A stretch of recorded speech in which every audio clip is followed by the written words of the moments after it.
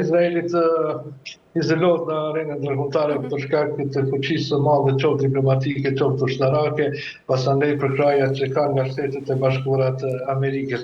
Por edhe këto shtetet që e kanë njohur Palestinën, siç ishte Britania e Madhe dhe shtetet të tjera, nuk pres që të bëjnë aq presion të madh sa që Izraeli të izolohet në aspektin në arenën ndërkombëtare, apo të përjashtohet nga organizata ndërkombëtare ku ky shtet është antar. Pra, vetë njohja mendoj se ka ardhur si një rezultat më i butë për vetë Izraelin dhe qeverinë e Netanyahu, qeveri kjo e cila pashtu në Izrael kundërshtohet me mjaft protesta edhe për shkak të zgjatjes së luftës në Gaza, por edhe për afera të mëdha korruptive që kanë goditur qeverinë e Netanyahut.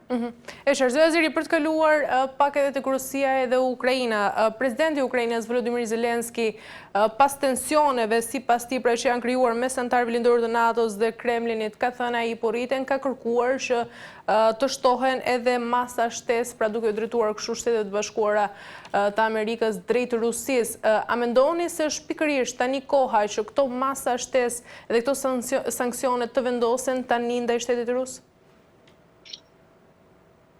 Kjo është në vazhdim e gjithë ngjarjeve që zhvillohet në raport Rusi dhe Ukrainë. Natyrisht që pas refuzimit të ofertave nga presidenti Trump që ju bëri Kremlini, atëherë pres sanksionet që nga Bashkimi Evropian, por nga Shtetet e Bashkuara të Amerikës do të fillojnë duke u sforcuar ndaj Kremlinit zyrtar. Megjithatë, Rusia ka filluar që përgjigjet ndaj këtyre sanksioneve edhe me provokime të ndryshme, duke shkelur edhe zonat e tjera të shteteve anëtare të NATO-s, dhe me këtë ka qëllimin që të testojnë një farë lloj uniteti brenda vetë NATO-s dhe brenda vetë perëndimit.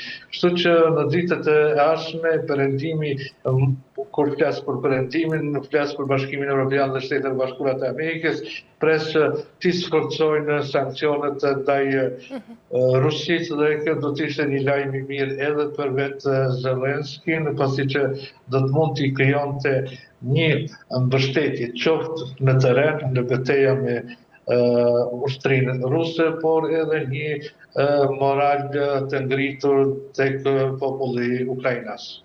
Zoti Azeri, të mos harrojmë këtu se kemi pasur një paketë për 18 të sanksioneve nga ana e Bashkimit Evropian kundër Rusisë. Mendoni se një paketë 19 do të kishte vërtet ndikim real? Besoj që edhe paketa e 18, edhe ajo e 19 ka ndikimet e tyre reale, po mos të ishin disa shtete brenda Bashkimit Evropian që po vazhdojnë tregtinë me Rusinë, sidomos në drejtim të blerjes së gazit. Ne kemi edhe paralajmërimin e presidentit kryeministit hungares zotit Orban se ai do të vazhdojë për blerjen e gazit rus. Pastaj kemi po ashtu deklaratat e presidentit slovak Fico se Slovakia nuk do të ndalojë tregtin, sidomos blerjen e gazit nga Rusia, dhe këto janë të çara që shkaktojnë mjaft probleme, pasi që Rusia mund të përdor këto dy shtete për të bërë shitjen e gazit të saj edhe për shtetet e tjera në paketimin qoftë për Hungarinë apo qoftë për Slovakinë. Pra janë këto çarat që janë duke damtu Bashkimin Evropian sa i përket instrumentit të saj të sanksioneve ndaj Rusisë, dhe një farë forme po e trimrojnë edhe vetë Moskën zyrtare që të vazhdoj luftën në Ukrainë, por edhe të vazhdoj politikën provokuese dhe agresive edhe ndaj Bashkimit Evropian. E qartë, mirë, zë Aziri, pyetja e fundit për të mbyllur pjesën e para, mund të shihet vërtet zhgënjimi i presidentit të SBA-s Donald Trump, i cili ka deklaruar disa herë se është i zhgënjur nga presidenti rus Vladimir Putin dhe kjo të sjellë një mundësi pra që Washingtoni të rreshtohet më afër me mbështetjen ndaj Kievit? Kjo është, do të thoja, edhe një shpresë për vetë Kievin zyrtar. Nëse presidenti Trump vendos që tashmë deklaratat e tij në publik t'i kthejë edhe në veprime, atëherë ne mund të presim një një Amerikë apo një administratë të presidentit Trump shumë të angazhuar në krah të Ukrainës. Dhe kjo do të përcillet qoftë me ndihmë ushtarake, qoftë edhe me sanksione të tjera ndaj Moskës, kështu që përbën një momentum të ri për vetë Ukrainën, por edhe për zhvillimin e luftës në raport me Rusin, ku mund kemi rezultati i terrenit mund të jetë shumë shpejt në favor të Ukrainës, pasi që Ukraina mund të marrë mjaft armatim nga Shtetet e Bashkuara të Amerikës, ndihma financiare që po ashtu janë të nevojshme për Kievin zyrtar, edhe pse flitet atje për një korrupsion mjaft madh brenda qeverisë të zotit Zelenski, por edhe mrena vetë asaj që quhet strategji ushtarake mbrojtëse e Ukrainës. Megjithatë, pres që presidenti Trump nga fjalët tashmë të kaloj në vepra, pasi që përgjegjja e Moskës ndaj ofertës së tij për sjell paqe në Ukrainë tashmë është negative. E qartë.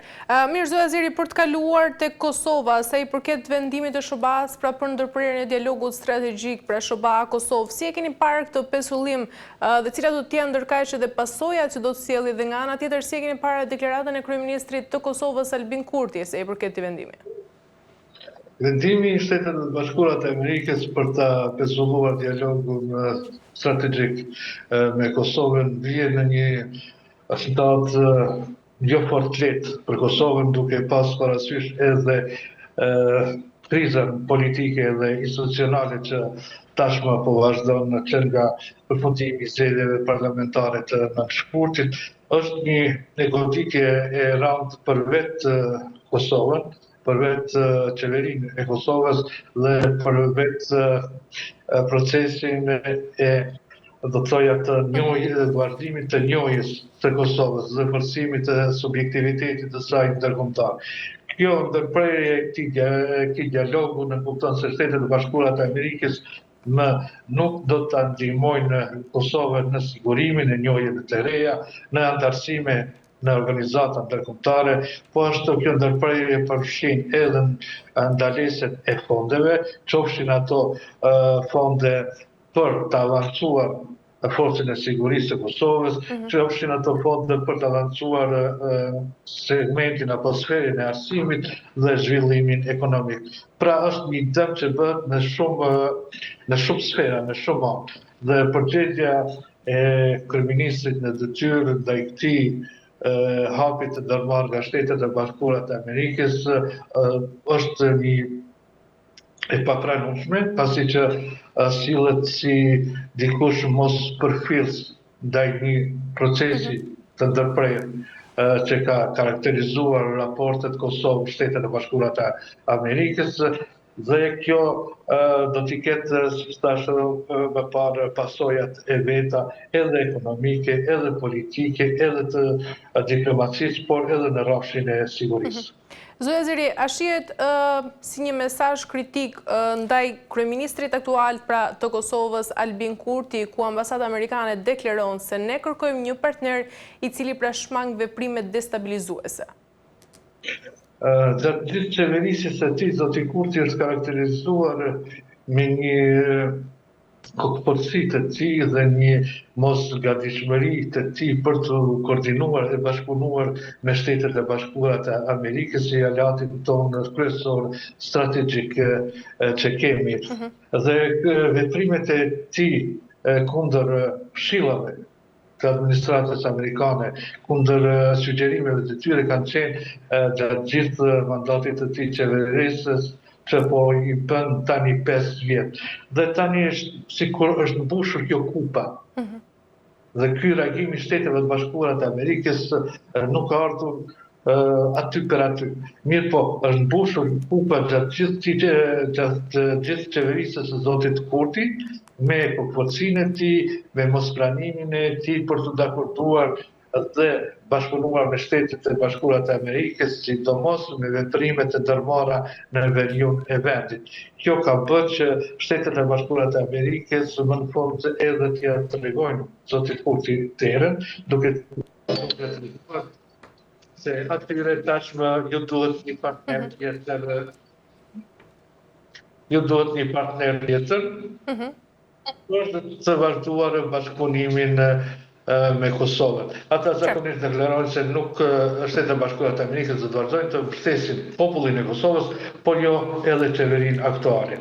Edhe një grisela që besoj do duhet të ishte interesante edhe për shikuesit e televizionit, kur flasim për raportet e Albin Kurtit me Shtetet e Bashkuara të Amerikës, zoti Kurti ideologjikisht është një majtist ekstrem që është kundër kapitalizmit. Dhe të jesh kundër kapitalizmit, kjo të nënkupton se s'mund të jesh edhe pro-amerikan. Dhe fryma anti-amerikane që sot ne hasim Kosovë, them kur ka dalur komunikata nga ambasada e Shtetit Bashkuara të Amerikës, ne kemi pasur në rrjetet sociale sulmet pa para për të ngarkuarën amerikane në ambasadën e Amerikës në Prishtinë këtu. Dhe kjo tregon se kjo frymë anti-amerikane është ndërtuar plot 20 vjet. Dhe çdo brejtje, çdo që ka ardhur nga Shtetet e Bashkuara të Amerikës, besimtarët, nëse mund ta quaj kështu, të Albin Kurtit janë munduar ta paraqesin si një triumf të Albin Kurtit, gjoja se ky nuk i përkulet as Shteteve të Bashkuara të Amerikës. Dhe këto gjëra sigurisht janë parë, janë dëgjuar nga ambasadat dhe shërbimet e tjera të Shteteve të Bashkuara të Amerikës këtu në Prishtinë, dhe po them, nuk është diçka që ka ndodhur rastësisht. Ky vendim i Shteteve të Bashkuara të Amerikës ka ndodhur si rezultat që zoti Kurti e ka mbushur kupën që thuhet për mos koordinim e mos bashkëpunim me Shtetet e Bashkuara të Amerikës dhe mos dëgjimin e sugjerimeve të tyre, sidomos që kanë pasur të bëjnë me disa veprime në veri të Kosovës. E qartë, mirë. Zoti Azeri, kemi arritur në fund, ju falenderoj shumë për gjitha informacionet. Faleminderit juve. Faleminderit shumë, kënaqësi. Mirë, të nderuar teleshikues, kemi arritur në fund të këtij emisioni, bashkë do të shihemi sërish nesër, deri atëherë mirupafshim.